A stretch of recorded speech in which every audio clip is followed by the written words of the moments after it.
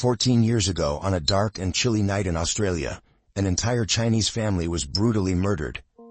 The only surviving daughter was taken in by a kind uncle. Unfortunately, this opened the door to a new series of dark days. The police conducted a secret investigation for several months and finally uncovered the truth of the case from a stubborn stain that remained. When the murderer's face was revealed, everyone was shocked. The killer was arrested nearly 2 years later. Yet each time the case is mentioned, it sends shivers down the spine. This is considered one of the most horrifying cases in Australia. Before 1989, the Min Lin family lived in Guangzhou, China. They later emigrated to North Epping, about 12 miles from Sydney. They opened a grocery store and began to learn the business. By 1994, they had their first daughter, Brenda, followed by 2 sons, Henry and Terry. As the family gradually adapted to life in Australia, Min Lin brought his parents to live with them. In 2000, Min Lin bought his parents an apartment in Marshfield, about a 30-minute drive from his house. Although they didn't live together, Min Lin always made time for family dinners every Friday, and often took them on vacations. In 2001, Min Lin sponsored his sister Kathy and her husband Robert Tsai to come to Australia. Initially, Kathy and Robert opened a Chinese restaurant in Maryland, but after 3 years it closed, and they moved to Sydney. Kathy then found a stable job nearby, while Robert Tsai remained unemployed. After selling the grocery store, Min Lin decided to open a news agency in North Epping in 2002. With hard work and dedication, the news agency achieved unexpected success, with annual revenues exceeding $1 million. During that time, Min Lin, along with his wife and children, frequently visited his parents and sister. The family atmosphere was very happy, and the members all loved each other deeply. By 2009, on a typical Friday evening, the family gathered for dinner, though a few members were absent. Min Lin's wife Lily and their eldest daughter Brenda were not present due to personal reasons. Despite their absence, the atmosphere remained joyful and warm. However, around 9 p.m., the Min Lin family had to leave early to prepare for the next morning's newspaper deliveries. The following day, on July 18, 2009, Min Lin's news agency, which usually opened at 6 a.m., remained closed until 9 a.m. with no sign of activity. Residents who didn't receive their newspapers started complaining. Some even visited the store and called the owners, but no one answered. A former employee of the news agency sensed that something was wrong and called Kathy to inform her. Kathy and Robert Tsai immediately went to check on her brother's house. The Min Lin family home had 2 stories. The ground floor housed the garage, kitchen, and living room. Upstairs on the right was Min Lin and Lily's bedroom, and on the left the bedrooms of their 2 sons, Henry and Terry. Next to them was Irene's room, Min Lin's sister-in-law, and at the end was Brenda's room. When Kathy and Robert Tsai arrived at the house, they repeatedly knocked on the door but received no response. They found the door unlocked and entered. Inside, the house was eerily quiet. After checking the ground floor and finding no one, they proceeded upstairs. The door to Min Lin's bedroom was ajar, but the room was dark as the curtains hadn't been opened. They moved closer and discovered Lily's body sprawled across the bed, her face covered in blood. In a panic, they rushed out of the room and noticed bloodstains in the hallway. After checking the other rooms, they found Irene and the 2 boys in a similar state. Kathy ran out of the house in horror and frantically dialed 911. The police and ambulances quickly arrived at the scene. They discovered 4 bodies in 3 bedrooms on the 2nd floor. Upon examination, they found that all 4 bodies were already stiff, indicating they had been dead for some time. The gruesome scene prompted the police to immediately request additional support from headquarters and establish a secure perimeter around the house. A special investigation team was quickly formed, and ambulances continued to arrive at the scene. When Min Lin's parents learned that everyone in the family had been murdered and that Min Lin was still missing, they clung to the faint hope that he might still be alive, their last source of comfort. However, around 4 p.m. on July 18th, the police informed them that their son had also been killed. His body had been hidden under a blanket in the master bedroom, which is why it wasn't discovered earlier. This news completely shattered them. The investigation team found blood spatter from the floor to the ceiling on the second floor. The faces of all 5 victims were so badly damaged that they were unrecognizable. According to forensic identification, the victims were Min Lin, the 45-year-old homeowner, his wife Lily, 43, Lily's sister Irene, 39, and their 2 sons Henry, 12, and Terry, 9. All of them died from severe blunt force trauma to the head and face, and 4 showed signs of suffocation. Based on the injuries, the forensic team suggested that the killer might have used a hammer-like object to attack the victims. The police speculated that the killer's order of attack was likely the couple Min Lin and Lily first, followed by Irene, and finally the 2 boys. Some speculated that the motive for the murders was linked to a drug trafficking ring, using Min Lin's news agency as a front for communication and illegal trade. When Min Lin discovered this, the gang decided to eliminate him to keep their secret. The police investigated all possibilities, but it took considerable time to uncover the truth. As time passed, the case became increasingly complex, and the fact that the killer remained at large left the local community in fear. The police worked tirelessly to investigate every small detail, from the relationships within the family to the people around them. However, the case showed no progress. When the investigation began to stall, the police discovered a common detail in the 3 bedrooms where the bodies were found. All 3 rooms had bloody shoe prints near the door handles, and the door frames had some bloodstains and signs of contact. The only exception was the eldest daughter Brenda's bedroom, which showed no signs that the killer had entered. So why did the killer murder 5 people in 3 bedrooms, but not check the 4th bedroom to see if anyone was inside? The most reasonable explanation is that the killer knew no one was in that room. Therefore, the police concluded that the murderer was someone very familiar with the Min Lin family. He knew that their eldest daughter was not home, and was aware of the exact location of Brenda's bedroom. As the investigation progressed, the police began to focus their suspicion on Robert C., the victim's brother-in-law, and Kathy's husband. On the day of the crime, the police first questioned this couple since they were the ones who discovered the victims. Kathy stated, "On the morning of the incident, when I realized my brother Min Lin's news agency hadn't opened for business, I asked my husband, Robert C., to check the house. When I entered my brother's bedroom, the room was dark, and I felt extremely uneasy. At that moment, Robert C. suddenly hugged me from behind and said, 'Don't look at the bed.' Curious, I looked up and saw Lily along with blood splattered across the wall." Based on Kathy's statement, the police found that from Robert C.'s position, he couldn't have seen what was on the bed. Yet, he quickly hugged his wife and urged her not to look. Could it be that he already knew about the horrific scene? After calling the police, Kathy pleaded with her husband to stay and wait with her, but Robert C. refused and quickly left Min Lin's house. Kathy explained that Robert C. was extremely anxious due to the tragic event, so he drove to pick up his parents and bring them to the crime scene. The police found Robert's actions highly suspicious.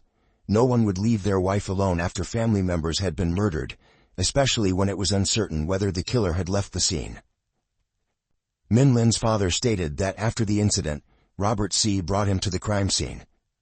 Even before the police informed them of Min Lin's death, Robert C. had already suggested adopting Min Lin's only surviving daughter, Brenda, saying, "I'll raise her as my own daughter."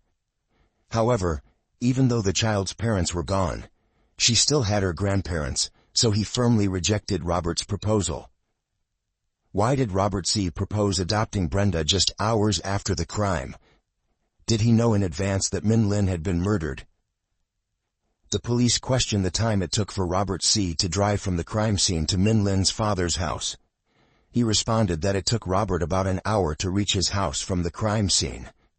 He wasn't sure why it took so long, and speculated that Robert C. might have taken the wrong route or gotten stuck in traffic. The police suspected that Robert C. disregarded his wife's plea and quickly left the scene to pick up Min Lin's parents because he wanted to use that time to erase any remaining evidence. Robert C. had a key to Min Lin's house and knew that his niece Brenda was at school and not home.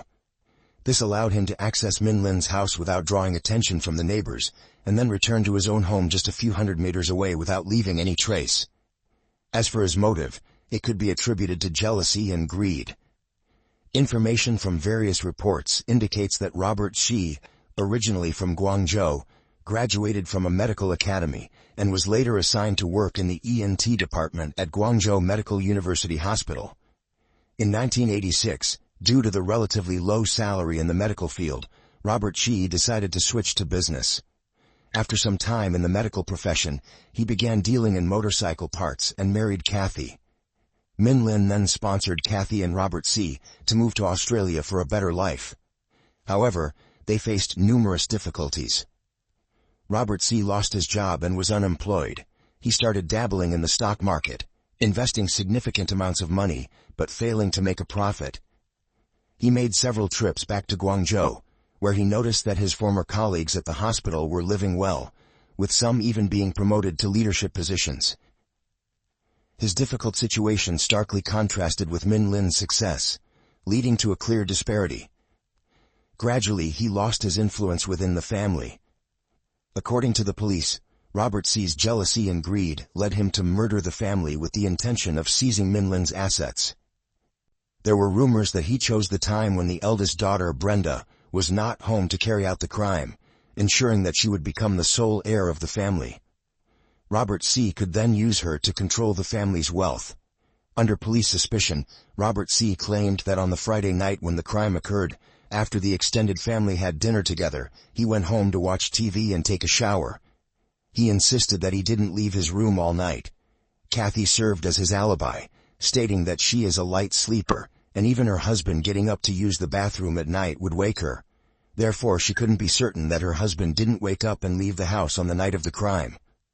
However, the police did not trust her testimony. Kathy changed her statements multiple times, claiming that her poor English skills caused her to misspeak. She even mentioned seeing her sister-in-law Lily's body and the blood on the bed before her husband said, "Don't look," and covered her eyes. The constant changes in her statements made it difficult for the police to draw a definitive conclusion about Robert Shi's actions. Ultimately, Robert and his wife successfully adopted their 15-year-old niece Brenda, and Min Lin's parents also moved in with them. The police secretly installed surveillance cameras in the house to monitor Robert Shi's activities. A few months later, tensions between Robert Shi and Min Lin's parents escalated. Disputes arose over the division of the inheritance and the care of Brenda, leading Min Lin's parents, who were also Robert Shi's in-laws, to move out. At that time, no one suspected Robert Shi. On February 23, 2010, the police interrogated Kathy again and discovered inconsistencies in her statements. This time, Kathy claimed she was a light sleeper and was certain that Robert Shi hadn't left the house on the night of the murders. Surveillance footage showed Robert Shi coaching Kathy on how to respond to police questions. When asked whether Robert Shi had left the house, Kathy merely said, "How would I know if he went out? I can't even remember if he got up to use the bathroom." This testimony completely contradicted her previous statements, leading the police to believe that the evidence of Robert Shi being at home on the night of the murders could not be confirmed. On May 6, 2010, the case took a significant turn when the police reviewed family photos and noticed that Robert Shi frequently wore Asics brand athletic shoes. The police compared the shoe prints found at the crime scene with Robert's shoes, but he had already destroyed the box of his size 9.5 Asics sneakers by cutting it up and soaking it in the toilet. All of these actions were captured on the surveillance cameras. The police grew increasingly suspicious. If Robert Shi were innocent, why would he destroy the shoebox? Another suspicious detail was discovered. On the morning of the murders, Robert Shi got up early to thoroughly clean his garage, which was unusual for him since he was known to sleep in. On May 13, 2010, nearly 10 months after the crime, the police conducted a comprehensive search of Robert Shi's house. They discovered a small stain beneath the garage window. The stain, labeled as Evidence Item 91, was determined to be blood. The forensic team sent the blood sample to a genetics lab in the United States for analysis. The police continued to orchestrate a careful information campaign about the case, only releasing that the investigation was making good progress. In July 2010, as the media reported on the case with varying levels of accuracy, public opinion began to suspect that the perpetrator was a member of the Min Lin family. Meanwhile, Susan Bright, the principal of the school Brenda attended, expressed her concern to the police.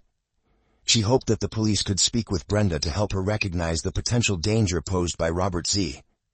The principal noted that since Brenda's parents died and she moved in with Robert Z's family, she had been closely monitoring Brenda's emotional state.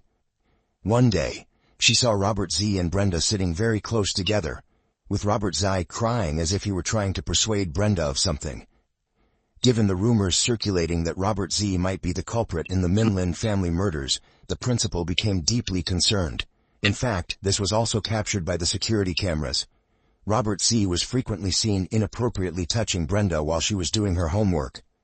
Not long after, the results of the bloodstain analysis found in Robert Z's home were released. The report revealed that the DNA of 4 victims was present in the bloodstain. A forensic expert explained that, based on its shape, it was determined to be a transfer bloodstain, possibly from shoes, clothing, a weapon, or a bag that came into contact with the ground. At 9 a.m. on May 5, 2011, after 2 years of relentless investigation, the police arrested the suspect, Robert Z. It was only then that the police disclosed the truth to Brenda. Although Robert Z was arrested, the case lacked eyewitnesses, a murder weapon, and, crucially, the bloodstain was discovered 10 months after the crime. These factors made the subsequent court proceedings particularly challenging.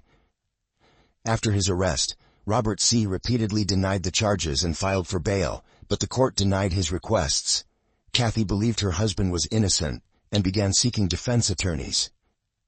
In contrast, Min Lin's parents wanted the court to swiftly prosecute Robert Z to bring closure to Brenda's family. On February 10, 2012, the Min Lin family home was put up for sale and was sold for a price much lower than the market value. Since his arrest, Robert Z had been held at Long Bay Prison in Sydney. To gather evidence of Robert Z's guilt, the police used an inmate as an undercover agent in the prison, promising him a reduced sentence and a reward of $440. After gaining Robert Z's trust, the undercover agent encouraged him to talk about the details of the crime, all of which were recorded. On March 17, 2014, the trial for the Min Lin family murders began. In the courtroom, the undercover agent served as a key witness and declared that Robert Z was the murderer. According to this witness, Robert Z felt disrespected at home, especially by his in-laws, who often looked down on him.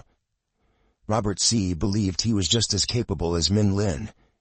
Additionally, the hammer he used in the crime was purchased from a store for $2, but there was no surveillance footage to capture this. On the night of the crime, he gave his wife a sedative. The witness then pretended to reveal to Robert Z, "I'm close to a cop, and with some money, the police can help you out." Robert Z believed the witness and expressed his desire for the cop to create a DNA sample from someone else and place it at the crime scene to divert suspicion from him.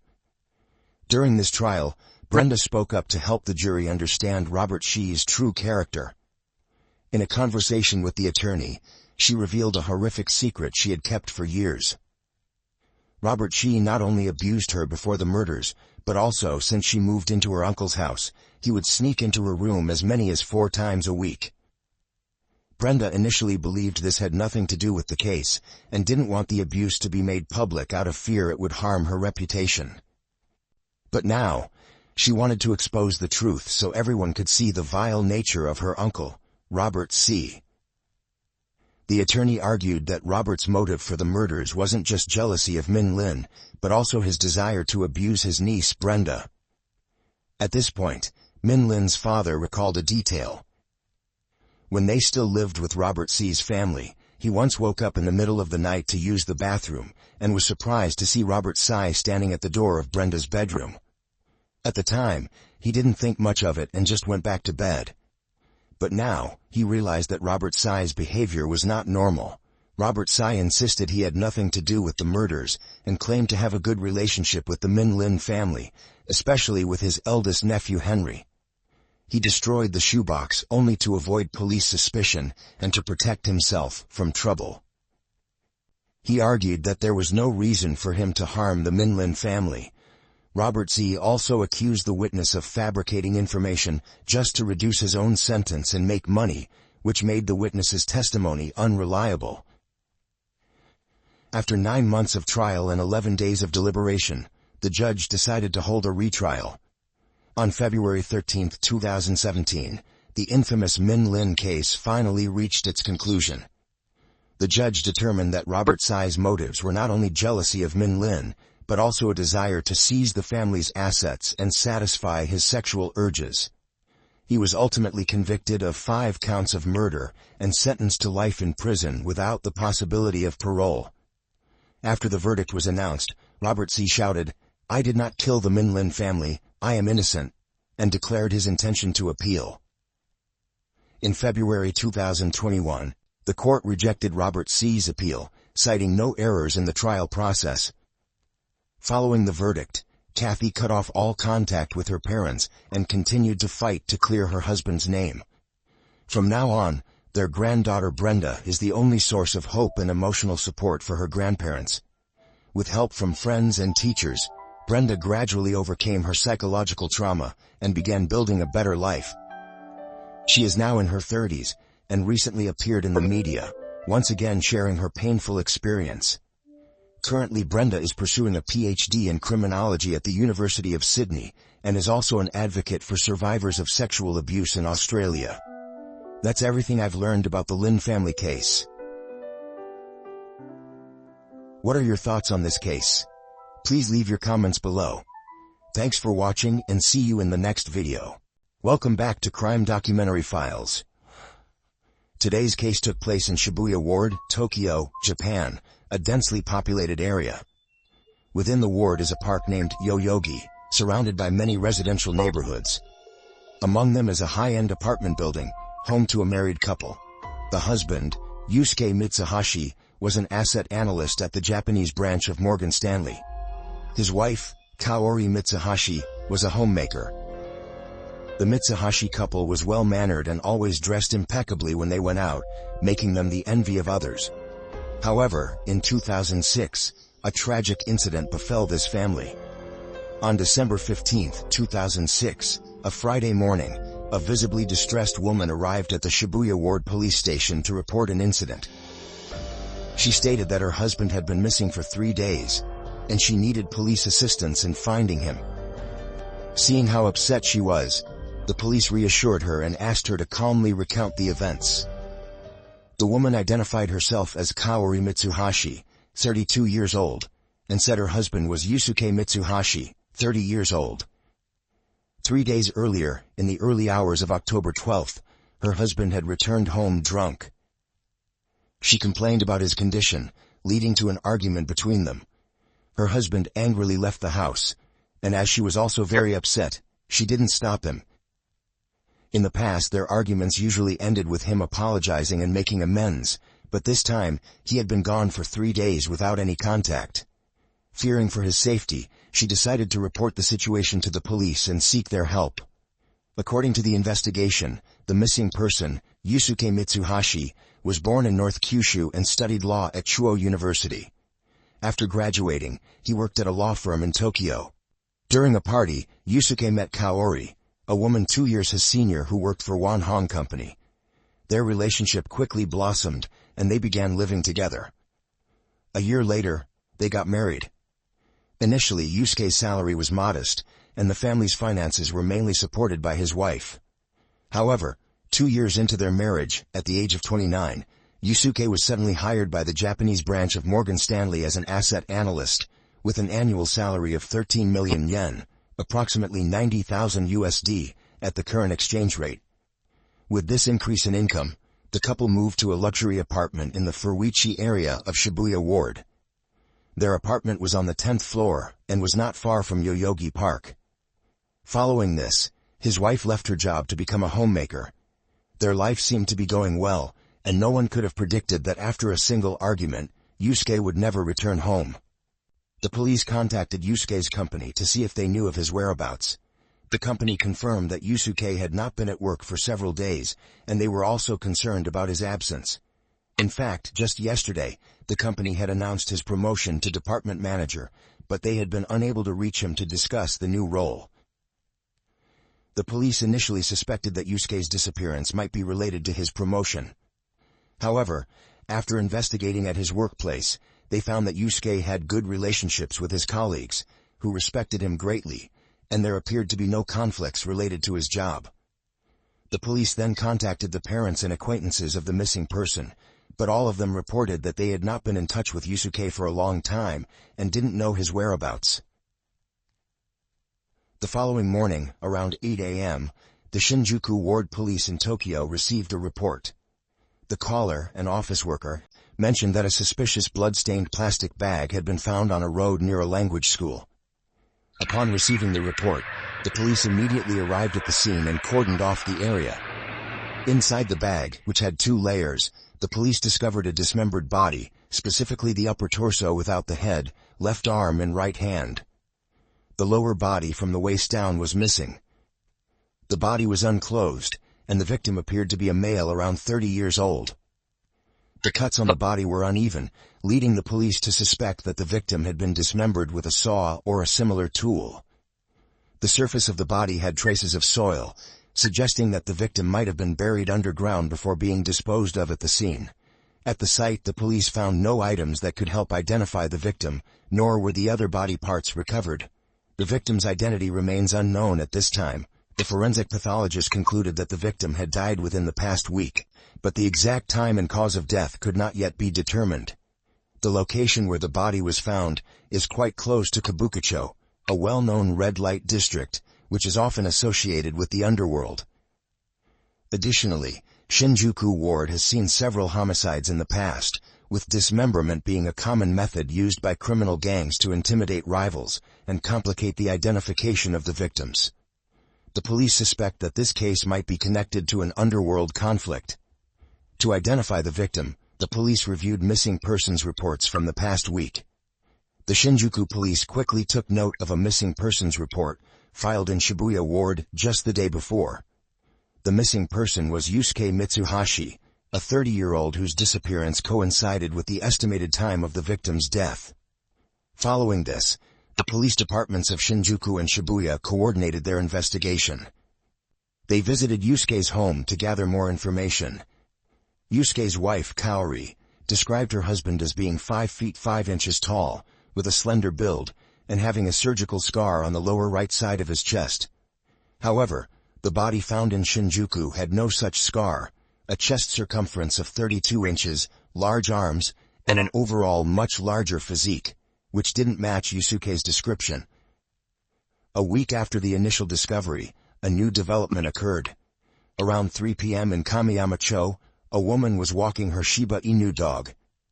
As they passed by the garden of a house, the dog suddenly stopped and began barking loudly towards the inside. She tried to pull the dog away, but it broke free from its leash and dashed straight into the garden. Worried that her dog might disturb the homeowners, the woman hurried after it. The house was quite large, but appeared to have been abandoned for some time. The garden gate was barely secured, making it easy for the dog to knock it open. Upon entering, the woman saw that the garden was overgrown with weeds. Not far from the gate, the dog was wagging its tail, barking continuously at something on the ground. As she approached, she was horrified to see part of a human body. The lower half was unclothed and emitted a strong, foul odor. Regaining her composure, the woman shakily took out her phone and called the police. The Shibuya Ward police quickly arrived at the scene. Upon inspection, they found that the victim was a male whose body had been severed at the waist. The cuts were uneven, possibly made with a saw or a similar tool. Given the level of decomposition, it was estimated that the time of death was around 2 weeks prior. The legs had traces of soil, but it was unclear whether the soil was from this garden or elsewhere. The police noted several similarities between this case and the one in Shinjuku Ward from not long ago, leading them to suspect a connection between the two. To verify this, forensic pathologists compared the body parts found in Shinjuku with those discovered in Shibuya. Through DNA analysis and other factors, the results confirmed that the body parts belonged to the same person. The victim was a tall, large-framed individual, estimated to be between 5.75 feet and 6 feet in height. The body showed no signs of injury or scars.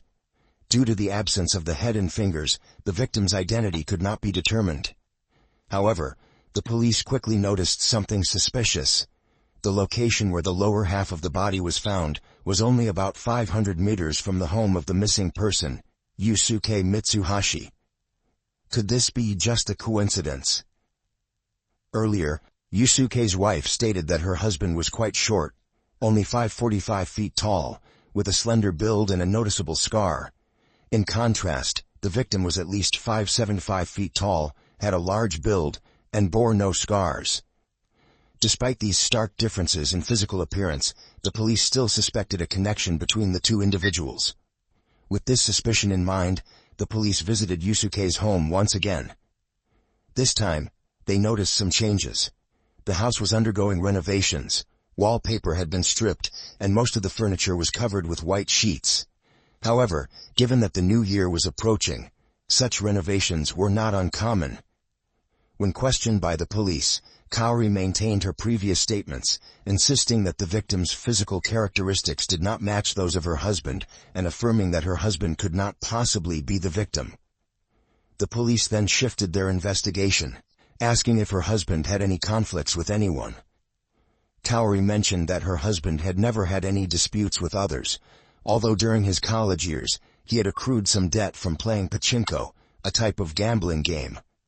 However, he later secured a good job and paid off his debts, so she didn't believe he had any enemies. This visit yielded no significant new information, but the investigators sensed that something was amiss.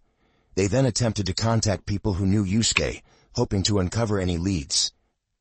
However, by this time, it was late December, and Yusuke's friends, family, and colleagues were reluctant to discuss such matters with the new year approaching, a time when such topics were considered inauspicious.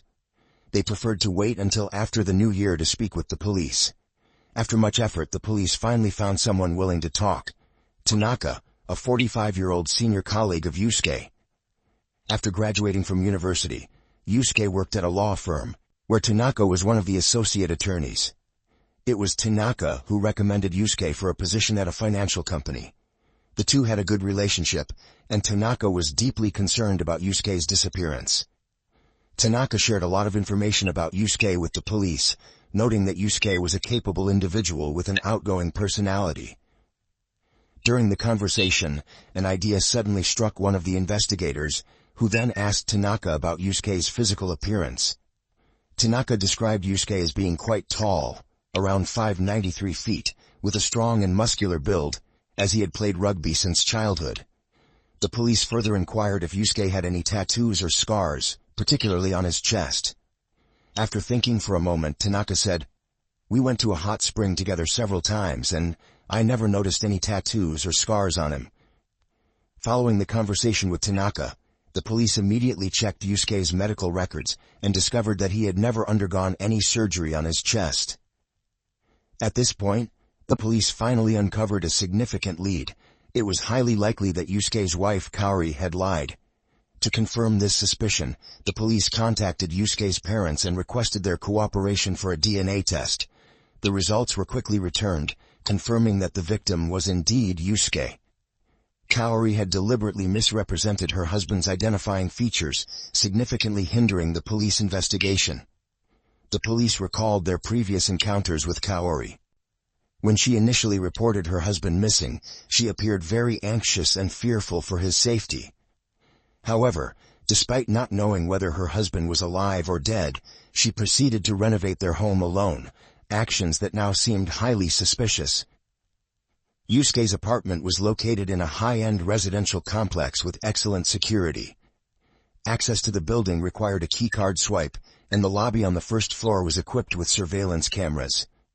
The investigators then visited the building's management office to request access to the keycard data and surveillance footage. On October 12th, they discovered that at 3:50 a.m., Yusuke returned to the apartment alone.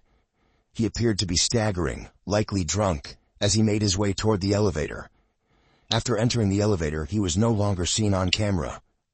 The police asked the building manager if there were any other exits besides the main entrance. The manager replied that, other than the main door, there was only an emergency exit for fire escapes. This exit is located in the management office and is monitored 24/7.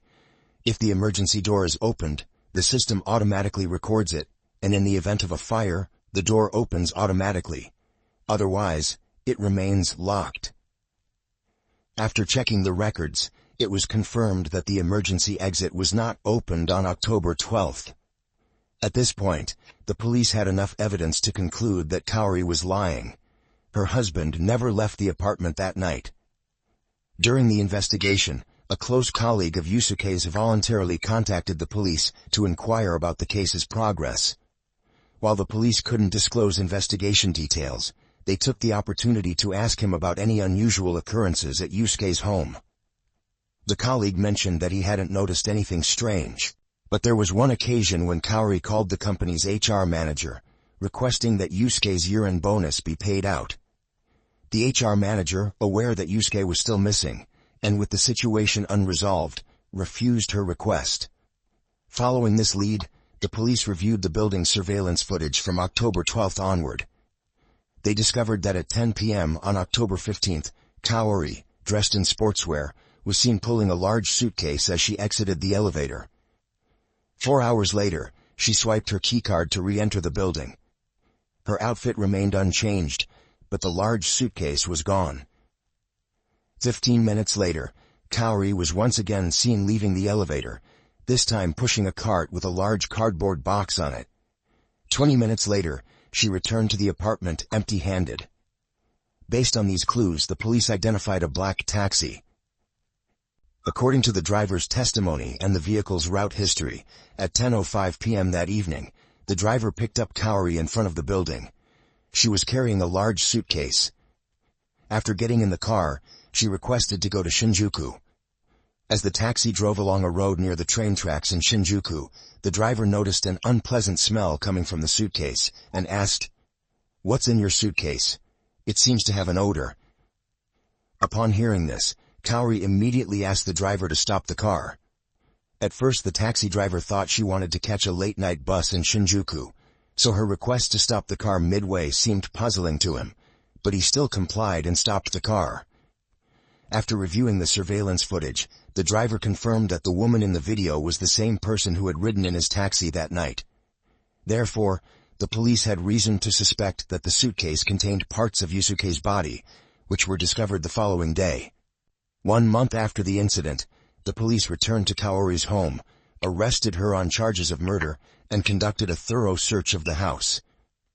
Compared to their previous visit, Yusuke's home had undergone even more changes. The walls had been repaired, the flooring had been completely replaced, and all the furniture had disappeared, leaving only a few articles of clothing behind. The house was now empty, and the police found it hard to imagine how Kaori had been living there all this time. On the balcony, the police discovered a nightstand with its doors removed filled with dark soil. They collected a sample of the soil and sealed it for analysis. The results revealed that the soil was typical potting soil but contained traces of blood. DNA testing confirmed that the blood in the soil belonged to the victim Yusuke. Based on this evidence, the police concluded that the apartment was indeed the initial crime scene. Confronted with overwhelming evidence, Kaori finally confessed to the crime and revealed the full details of what had happened. At around 4 a.m. on October 12th, Yusuke returned home drunk. Kaori wanted to discuss divorce with him, but the conversation quickly escalated into a heated argument. Afterward, Yusuke retreated to the bedroom. By 6 a.m., as daylight began to break, Kaori still couldn't sleep, and her anger continued to grow. She grabbed a wine bottle from the bedroom and struck her sleeping husband on the head. She hit him repeatedly until she finally stopped. In a daze, she heard Yusuke weakly whisper, "Why?" before he fell silent. Once she regained her composure, Kaori realized she had committed a terrible crime and felt completely trapped, unsure of what to do next. As expected, at 9 a.m. that morning, Yusuke's company repeatedly called because he hadn't shown up for work without notifying anyone, but Kaori was too afraid to answer the phone. The next day, One of Yusuke's colleagues called Kaori to ask if she knew where her husband was. Kaori claimed she didn't know. Perhaps sensing something unusual in her voice, the colleague said, "I'd like to come by and check on you." Kaori immediately felt panicked. She feared raising suspicion but didn't dare to refuse, so she reluctantly agreed to have Yusuke's colleague visit their home over the weekend. After hanging up the phone, Kaori began to think of how to handle the situation. Since the incident, Yusuke's body had been hidden under the bed in the bedroom. Although it was winter and the temperatures were low, she knew that after a few more days, the body would inevitably start to smell. Knowing that Yusuke's colleague would be visiting over the weekend, she decided she needed to quickly move the body out of the apartment. However, Kaori was petite and couldn't move Yusuke's large body by herself. After trying various methods unsuccessfully, she decided to dismember the body. 3 days after the crime, Kaori went out and purchased a handsaw, a large suitcase, a simple cart, and a waterproof tarp. Additionally, to avoid suspicion, she bought some soil.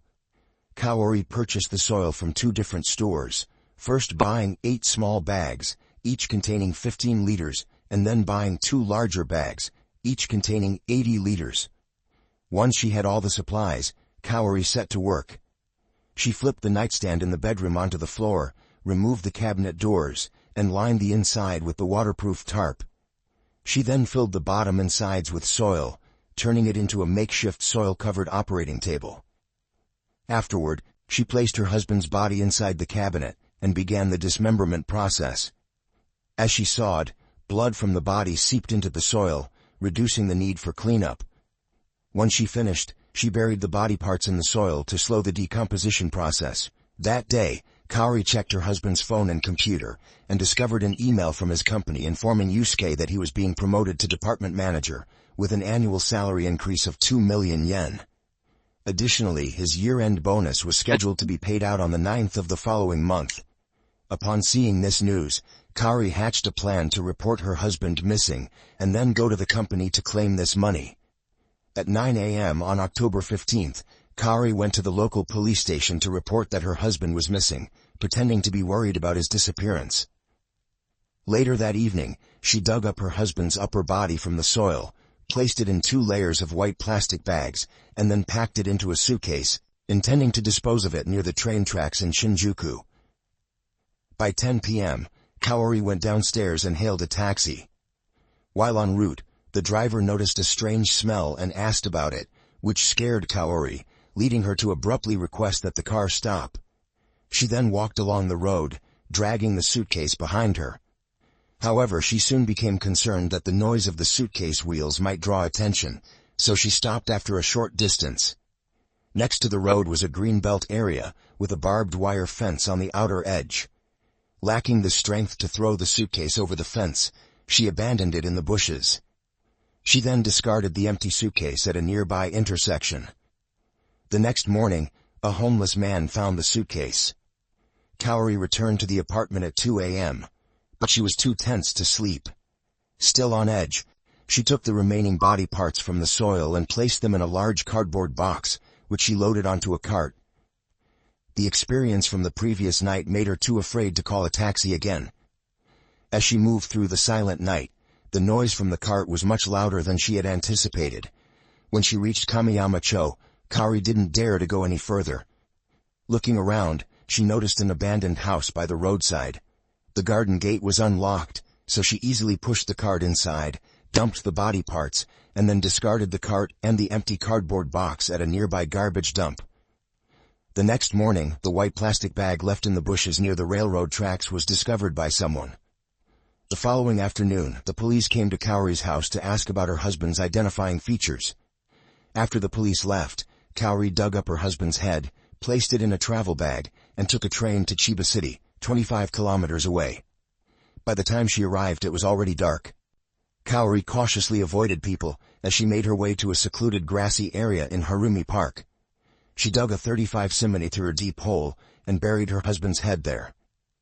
Upon returning home, Kaori put the left arm, right hand, and some household trash into a garbage bag and disposed of it in a nearby alley where few people passed by. After handling everything, she still wasn't completely at ease, so she decided to clean the apartment once again to remove any remaining traces. On December 22nd, Kaori hired someone to replace the wallpaper and flooring. To address her financial situation, she also took a part-time job at a cafe. During this time, many people tried to contact Yusuke. His phone was filled with missed calls and unread messages. On Christmas Eve, after finishing her shift at the cafe, Kaori used her husband's phone to send messages to his parents and a few acquaintances saying, "I want to take a break for a while, so please don't worry." In the days that followed, apart from her shifts at the cafe, Kaori spent all her time renovating the house. On January 4th, she packed up the blankets, sheets, pillows, and mattress from the bedroom and sent them to her hometown with a note that read, "Please burn all of this for me." Seeing the empty room, Kaori felt much lighter, though a sense of unease still lingered. On the morning of January 10th, Kaori called her husband's company again to inquire about the year-end bonus that had yet to be paid. That very afternoon, she was officially arrested by the police. Following Kaori's confession, the police found the head buried in the park and the hands hidden in a trash bag. The items she had sent to her hometown, such as the bed sheets and blankets, were still sitting outside her old home, unclaimed. It turned out that her parents had moved away. The autopsy results revealed 8 blunt force trauma wounds on the skull. The cause of death was determined to be a traumatic brain injury. When asked about her motive, Kaori unexpectedly broke down, crying uncontrollably as she recounted the frustrations and grievances she had endured in the past. Kaori Mitsuhashi, whose real name was Kaori Kawaguchi, was born on July 7, 1974, in Koshigaya City, Saitama Prefecture. She was the eldest of 3 siblings, and her father ran a printing company, making the family quite affluent. However, her father was very strict with his children, especially with Kaori. To prevent her from dating too early, he forced her to attend an all-girls school from middle school through high school. He frequently lectured her, molding her into a gentle, elegant daughter, with the hope that she would one day become a flight attendant and, ideally, marry a foreigner. As Kaori approached high school graduation and prepared to take university entrance exams, her father still wanted her to apply to a women's university. This time, Kaori fiercely resisted. Her life had been controlled by her father from a young age. She was not allowed to disobey, or she would be punished. Even when she fell and bled, she wasn't allowed to cry. As a result, Kaori longed to escape her father's control. However, her rebellion was unsuccessful. She ended up following her father's wishes, passing the entrance exam for the English department at Shirayuri Women's University, a prestigious school for the wealthy in Japan. Many people remarked that the girls who graduated from this school exuded an air of aristocratic elegance.